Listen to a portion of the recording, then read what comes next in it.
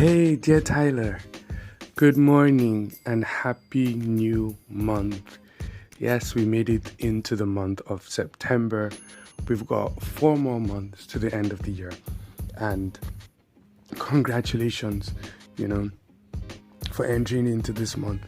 Here in Africa, we've entered into the Ember period, the Ember month. The Ember month, we have to be more prayerful, we have to be more spiritual, more discerning. And yes, but let's also be more conscious of God's love. He who started a good work will be faithful to complete it, irrespective of the month, right? So I know that usually these months are characterized by quite a lot of funny things, but we have a God that loves us, a God that cares for us, and we have a covering of his blood in our lives. So we'll be fine, right? So I'm very, very excited that I get to start the month with us, right? We get to start the month with Dear Tyler, a Dear Tyler episode that is going to be very exciting. It's going to be very cool. Right, so welcome again to the month of September. We've got a lot of things, packaged for us this month, right? Some amazing topics. And in this month, we're going to be outlining quite a lot of the things that would constitute the next phase of Dear Tyler. A lot of it may be initiated next year, but I'll be intimating us on a lot of the things within the month, right? So stay tuned for it. And then also remember the last episode that we had on Monday, I requested for, stories for those that have lost loved ones and would want to share the story behind it and how God had helped them through the whole pain process, right? So please still reach out to me. And if you're still interested in being part of the Dear Tyler community, why not reach out to me on Instagram, right, at dear_Tyler, or you could send me a mail, deartyler@gmail.com, or Facebook. You could check out the Dear Tyler page, send a message there, and I would respond. If you have my personal contact, I would also respond to that, right? So thank you once again for being here, and I hope that the week so far has been good. So today's topic is shoot your shot. Shoot your shot. For us here in Nigeria, it's like a slogan for, go after what. Okay, usually it's used for a slogan, especially if a guy likes a lady. It's like, okay, now just shoot your shot now. Just try it out and see how far. So what inspired this particular episode for me is, please, right? Please and please. People should not look at me in any way, right? Please don't look at me in a funny way. So sometime last year, we started we started koinonia. That's the biggest clue that I would give you. We started koinonia. And somehow we're quite a number of people in the ministry, workers, members, quite a lot. So within that period, you get to meet people, find people. No, this is fine. And there was this particular person that is like, oh my God, very fine. And in my mind, I was just like, oh my God, see how fine this lady is. I found out her department. I'm not going to tell you the department because I know Koinonia members listen. So I found out her department, and I was like, okay, let's see, let's start laying the groundwork for some things. Alas, some days as Benga now decided to slack and be in preparation mode. I was just going through my status and I saw, hey, congratulations on your engagement. I'm like, what? And I went through the pictures and I was like, this is the person I wanted to talk to now. The person has been engaged. Mama was wearing one very nice diamond ring. And in my mind, I'm like, hey, lost opportunity. And you know, the funny thing is that throughout the period that I had known her, I'd never said hi, I'd never even greeted, nothing. Absolutely nothing. And so I just looked at it and, you know, it just made me laugh. I was like, just imagine, guy. Now, like, you're pumping up yourself, you know, you're gingering, trying to get ready for when you're going to talk and, you know, begin to set the wheels, and another person had just gone ahead and done it. It was quite hilarious. It was heartbreaking to an extent, but then it was also hilarious. I was like, just see me, imagine me now, all in my room fantasizing about how I'm building my family with somebody that is already engaged while I am dreaming somebody's taking action. It's crazy. Now, I think it was last month or so, there was this picture that was circulating around. I don't know if it was staged, I don't know if it was true, but then a guy was proposing to a lady, and then it looked like somebody else on the stage was like shocked, like, what's going on? And it's like, Mama said yes, and the guy just somehow like fainted, or he slumped onto somebody else. And, you know, people were like, as you are doing portals and dimensions, somebody else is shooting their shot. If you like someone, shoot your shot. If you like someone, shoot your shot. Yeah, you know, some of us have this tendency to be over cautious about certain things. You know, now I'm not even saying this from the standpoint of somebody that has even learned his lesson per se. I can be particularly cautious, overly cautious. I don't like unpreparedness, so I want to be prepared for like as many contingencies as possible. But you know, the worst response you would ever get from trying to shoot your shot with a lady is no. That's the worst. You know the funny thing? You'd never get a yes until you ask. You never get a yes until you ask. So see me now. Young, eligible, fine boy. Missed out on an opportunity. If you listen to my podcast, The Diary of a Very Shy Boy, it's like a little bit similar, right? Because in The Diary of a Very Shy Boy, I spoke about how I liked someone, but because I didn't feel it was a mutual thing, I just let it slide. And then later on, the person was like, I was waiting for you to talk. Imagine the beautiful story we could have made, but now I've moved on. But the real reason, right, behind me sharing this story and the topic has nothing to do with relationships. It's just that relationships can be included. And because it's a slogan that is generally used here in Africa, Nigeria particularly, right? So I felt like it would be good to coin up things. Some years ago, when Uber started, I'm the kind of person that I love to do research. So if I find out about new companies, I listen to them, I watch them, and I follow them. And some years ago, I've heard about, you know, when the whole Uber thing came up. It was on CNN. I think they had a challenge with the yellow cab drivers in New York because they were like taking a whole lot of their market, and their pricing was a lot different. So the pricing of Uber, Bolt, Taxify is a lot different. They calculate your distance and the proposed time, some other factors, give bonuses, right? But then for the taxi or the yellow cab drivers in New York, basically, the challenge is that you pay per time. So the amount of time that you spend really determines the pricing for your journey. So if peradventure you encounter traffic at a certain location, you would spend more your bill is going to rise. Now they came up with a technology through Uber, you know, integrated it with Google Maps and the whole Google traffic system to find easier routes. Do you understand? So you may spend a little bit more time, but then from the regular, but then you're going to avoid traffic. Then you've got the comfort, you know, just quite a lot of things aesthetically.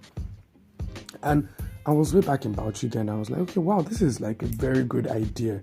And I was like, okay, just think about it. In Nigeria, we have a whole lot of bikes. Now imagine, because there are times that you could stay out late and then you're looking for a bike to climb and all to get to your destination, or you're looking for all of these keke napeps.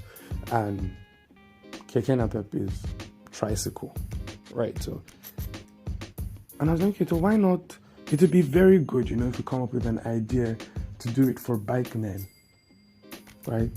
Because since majority of us, especially in the university system, use bikes, why not do it for bike men? I was like, it's not going to work, until I heard in Lagos that they started Go-Kada.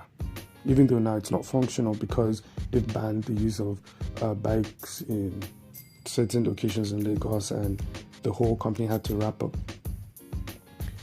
Even Opay started it in Zaria too. But I just looked at it and I was like, okay, I had this idea and somebody else executed it.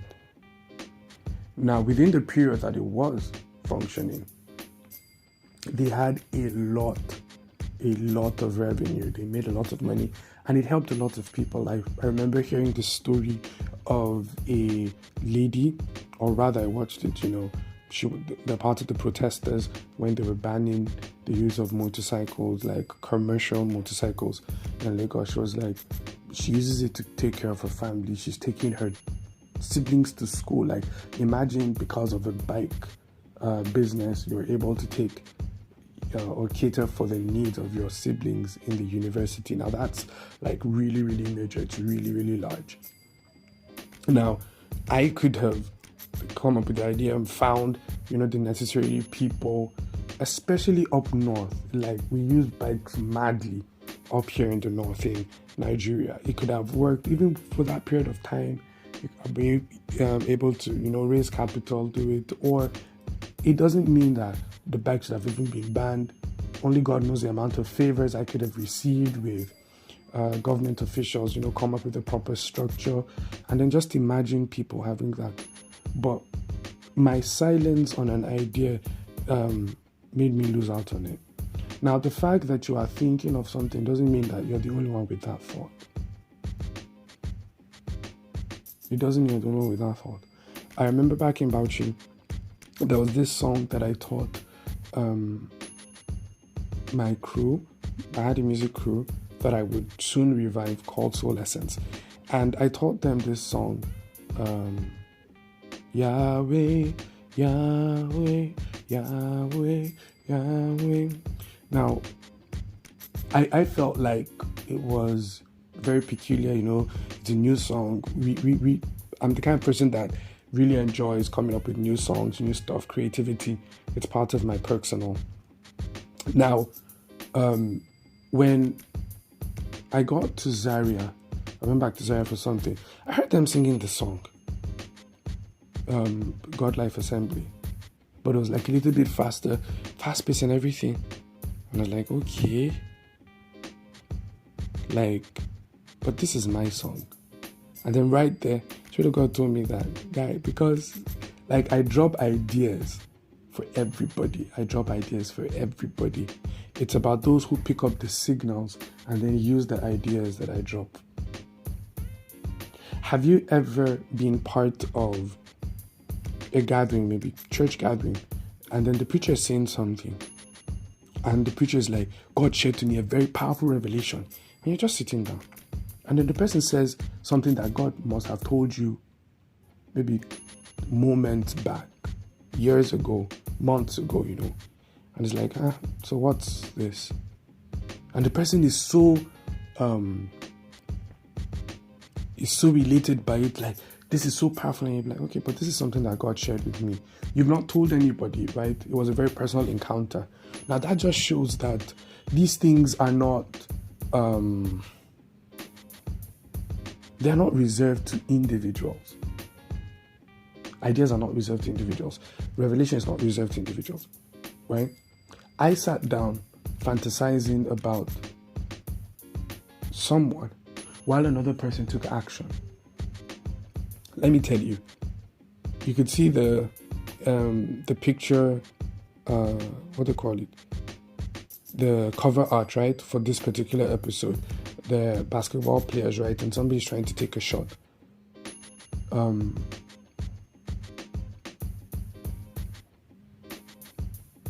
The worst that could happen, right, is that you would miss your shot.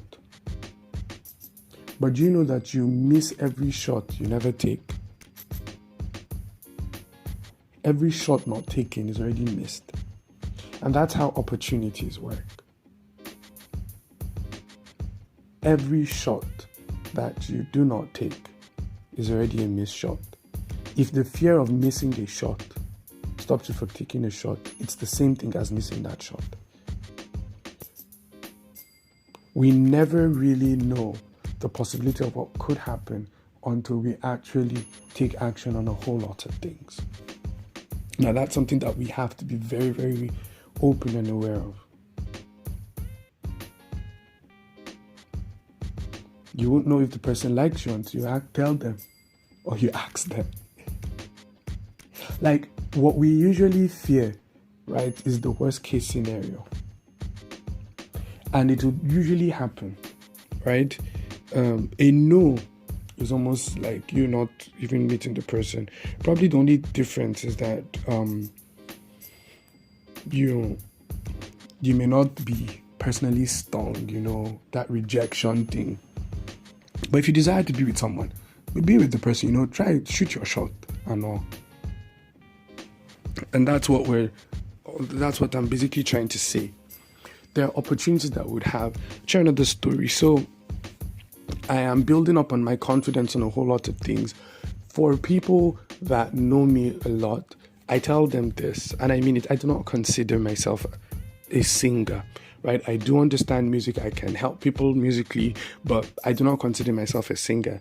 And sadly, what that has done for me is that anything that should help me improve in my singing, I basically do not do.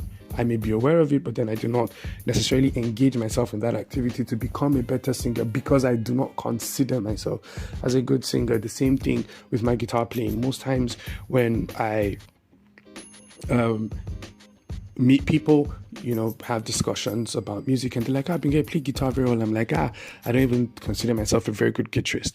I find out that in hindsight, I do not do the things that would make me a better guitar player, right? Now, something happened. I just finished rehearsal. I was on my way home late at night. I think rain had already flogged the living daylight out of me. And somebody just, put across a call. And I was like, hey, Binga, I have this opportunity for you. I have this opportunity to go do some video shoot somewhere. But I'm not available, and you are the next best person that I could think of. Would you want to do it? I was like, okay, when is it? The person was like, it's tomorrow.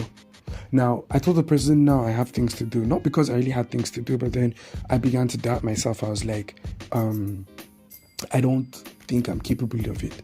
And while I was in the car going back, I said, okay, no problem, it's fine.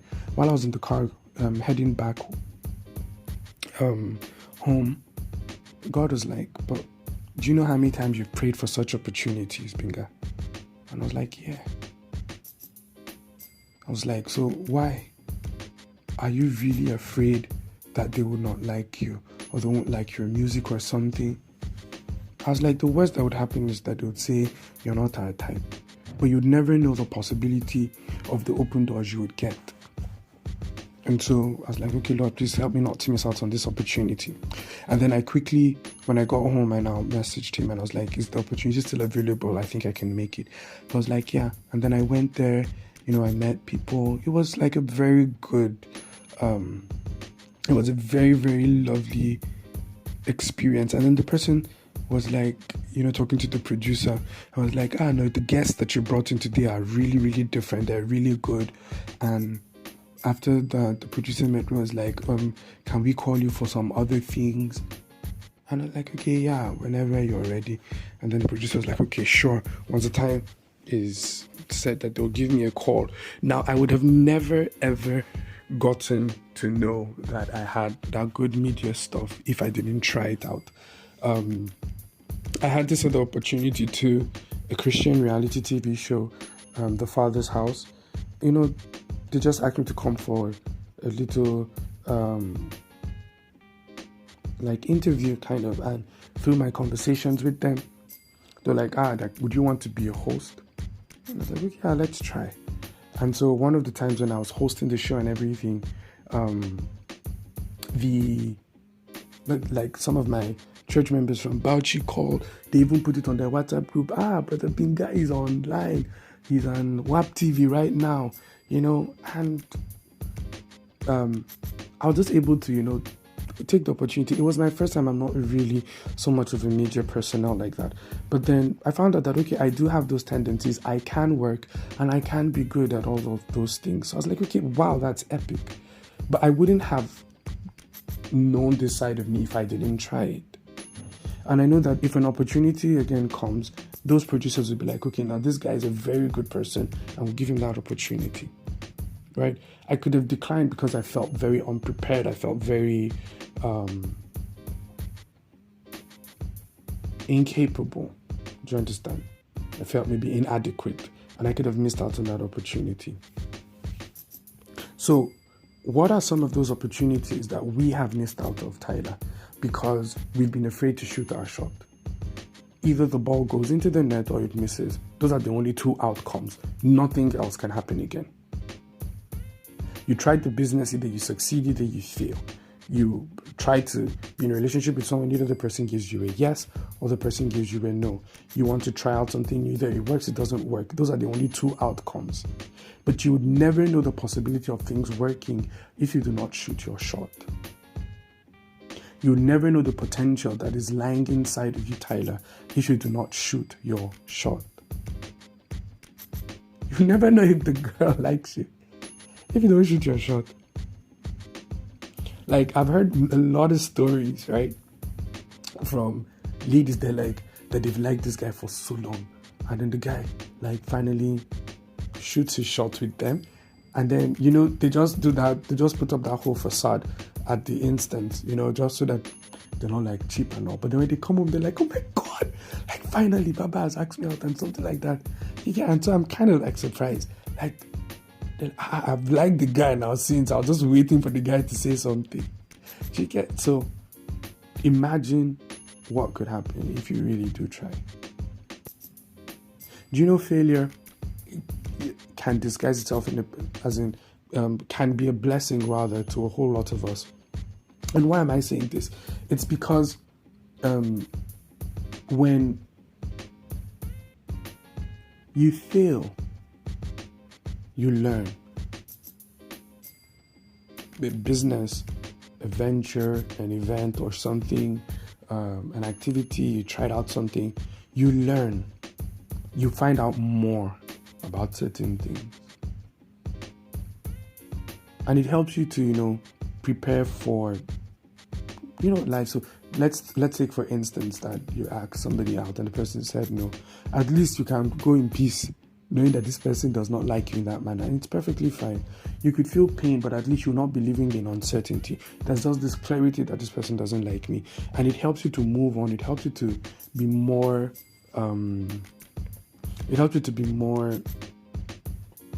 focused, more in tune with things that are going on. Do you understand? So those are some of the things that failure can actually bring to our side. And because it didn't work out, it doesn't mean that it was a failed project, no. But like I said, because you learn, you're able to figure out, okay, let me do this better. And the next time you launch out, you're launching out with new knowledge, new understanding, and a new confidence. But why not wrap up this episode with, who is that lady that you like, Tyler? Who is that person that sums up in total your reality of happily ever after? Who is that person that you want to build your future with? You want them to give birth to your children. Honestly, shoot your shot. If you feel ready, why not shoot your shot? Whatever makes you feel unprepared, trust God for it, but then make sure that you shoot your shot, right? Shoot your shot and see what happens, right? So revive those dreams, right? Those things that you feel are opportunities, try them out. Yours may be peculiar, yours may be different. Yours may be the one that the Lord has really blessed to prosper. Shoot your shot and see how it goes, right? So I really hope that you enjoyed this episode, right? Please share with people. Don't stop sharing, right? And I'd always love to hear your feedback. So this is me signing out, Tyler. Remember that I love you, I believe in you, and I'm always rooting for you. And don't forget, shoot your shot. Bye.